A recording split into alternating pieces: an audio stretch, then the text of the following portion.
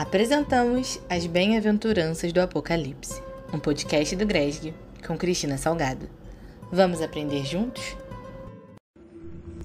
Queridas pessoas, muito bom dia, muito boa tarde, muito boa noite.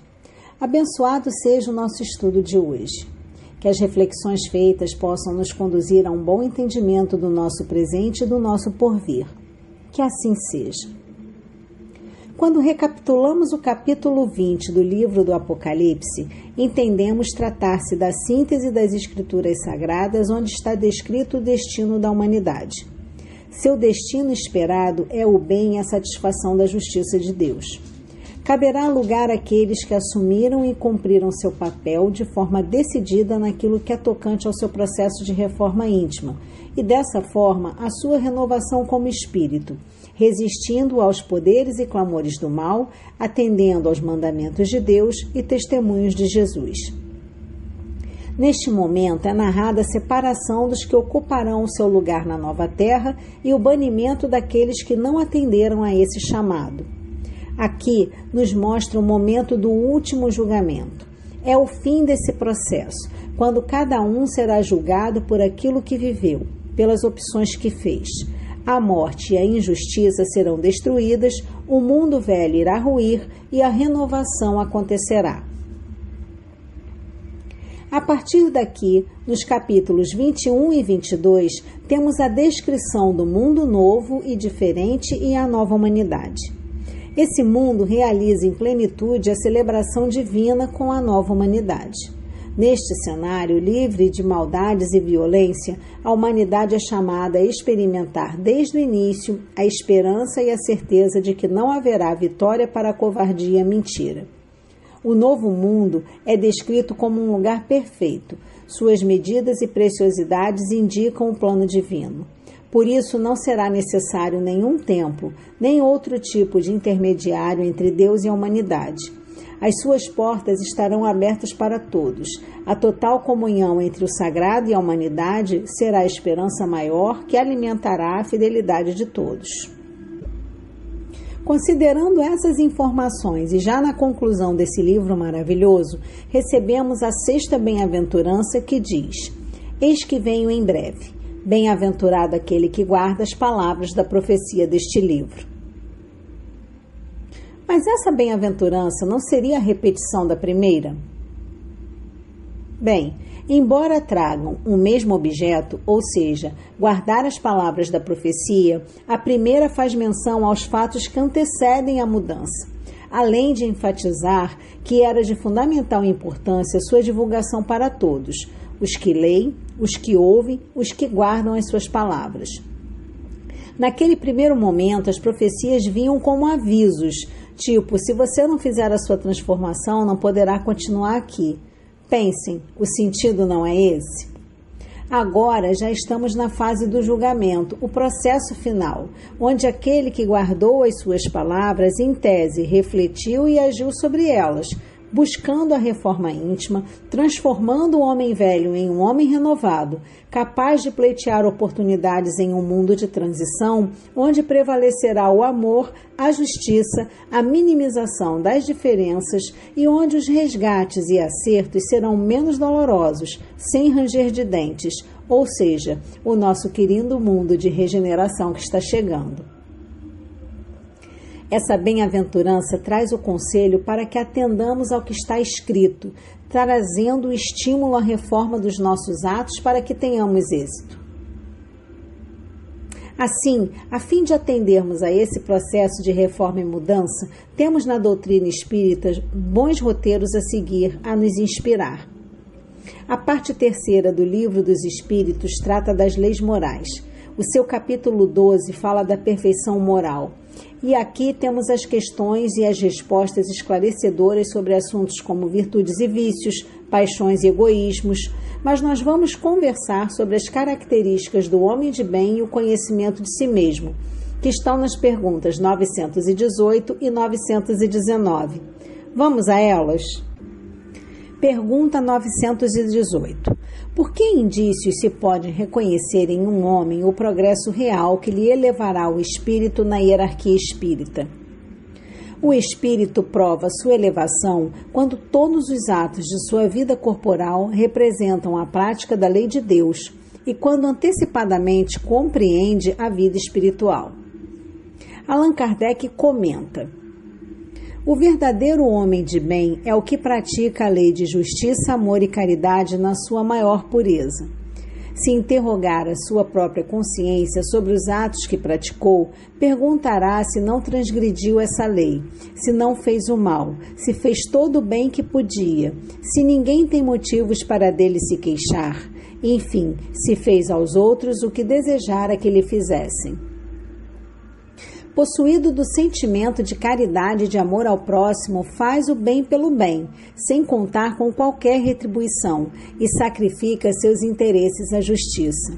É bondoso, humanitário e benevolente para com todos, porque vê irmãos em todos os homens, sem distinção de raças nem de crenças. Se Deus lhe outorgou o poder e a riqueza, considere essas coisas como um depósito de que lhe cumpre usar para o bem. Delas não se envaidece por saber que aquele que lhes deu também lhes pode retirar. Se sob sua dependência a ordem social colocou outros homens, trata-os com bondade e benevolência, porque são seus iguais perante Deus. Usa da sua autoridade para lhes levantar o moral e não para os esmagar com seu orgulho. É indulgente para com as fraquezas alheias, porque sabe que também precisa da indulgência dos outros, lembrando-se destas palavras de Jesus: atire a primeira pedra aquele que estiver sem pecado. Não é vingativo. A exemplo de Jesus, perdoa as ofensas para só se lembrar dos benefícios, pois não ignora que, como houver perdoado, assim perdoado lhe será. Respeita, enfim, em seus semelhantes todos os direitos que as leis da natureza lhes concedem, como quer que os mesmos direitos lhe sejam concedidos e respeitados. Questão 919. Qual o meio prático mais eficaz que tem o homem de se melhorar nesta vida e de resistir à atração do mal?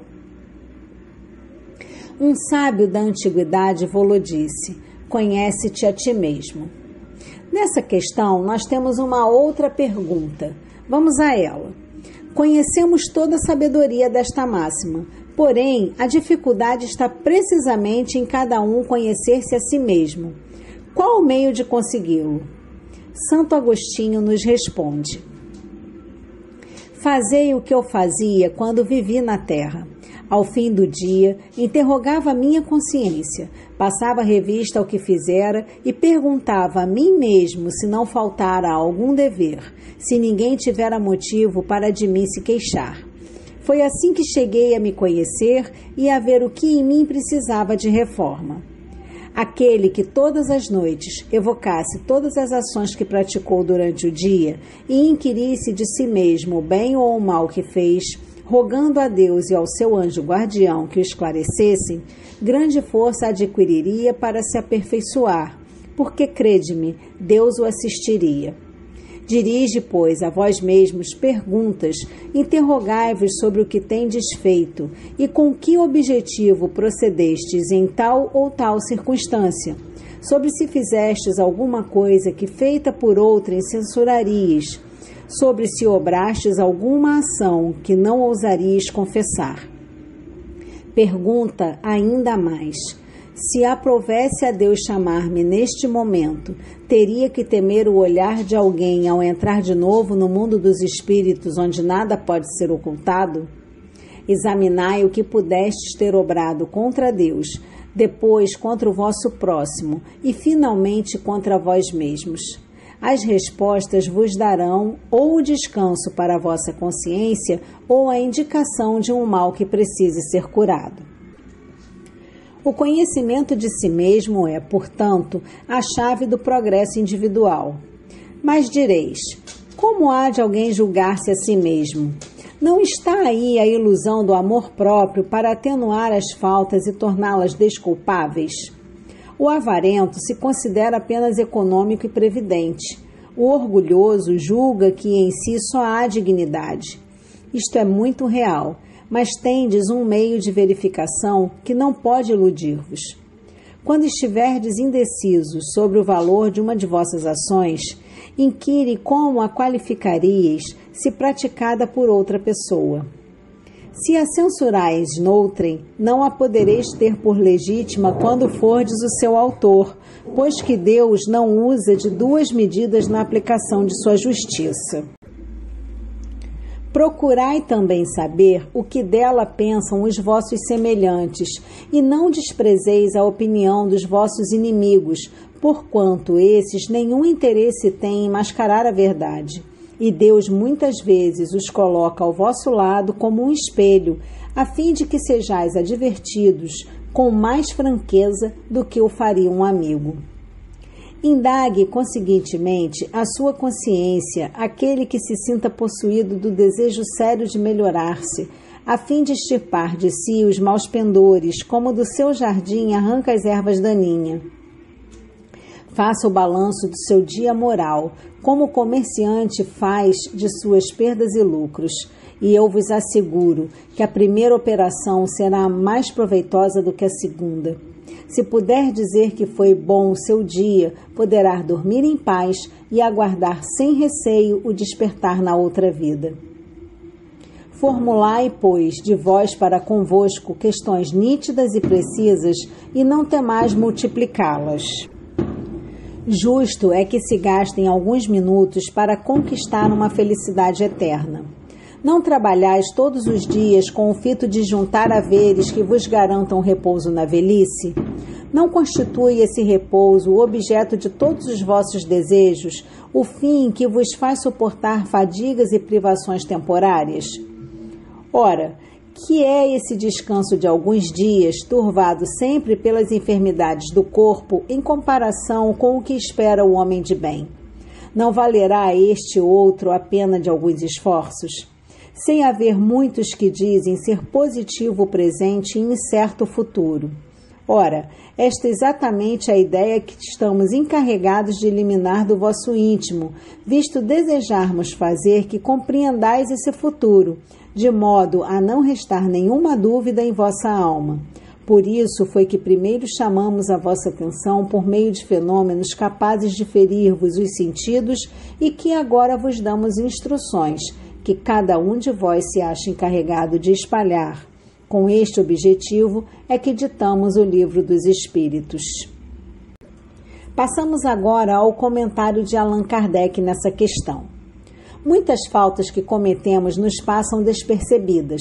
Se efetivamente, seguindo o conselho de Santo Agostinho, interrogássemos mais a miúde a nossa consciência, veríamos quantas vezes falimos sem que o suspeitemos, unicamente por não indagarmos a natureza e o móvel dos nossos atos. A forma interrogativa tem alguma coisa de mais preciso do que as máximas, que muitas vezes deixamos de aplicar a nós mesmos. Aquela exige respostas categóricas, por um sim ou um não, que não abrem lugar para qualquer alternativa e que são outros tantos argumentos pessoais. E pela soma que derem as respostas, poderemos computar a soma de bem ou de mal que existe em nós. Amigos, sem sombra de dúvidas, nessas questões temos o que precisamos nos nossos processos de autoconhecimento, nos conduzindo às mudanças e reformas que precisamos operar no nosso íntimo. Ainda que saibamos das nossas dificuldades, desafios cotidianos e dos nossos constantes deslizes, não podemos esmorecer em nosso caminho para fazer parte do grupo que guarda as palavras da profecia sem temor, mas com confiança, na certeza de que nossos esforços serão recompensados com a nossa evolução. E então, o que acharam? Aguardo você na próxima semana para refletirmos juntos sobre a 7ª bem-aventurança do Apocalipse de Jesus. Até lá!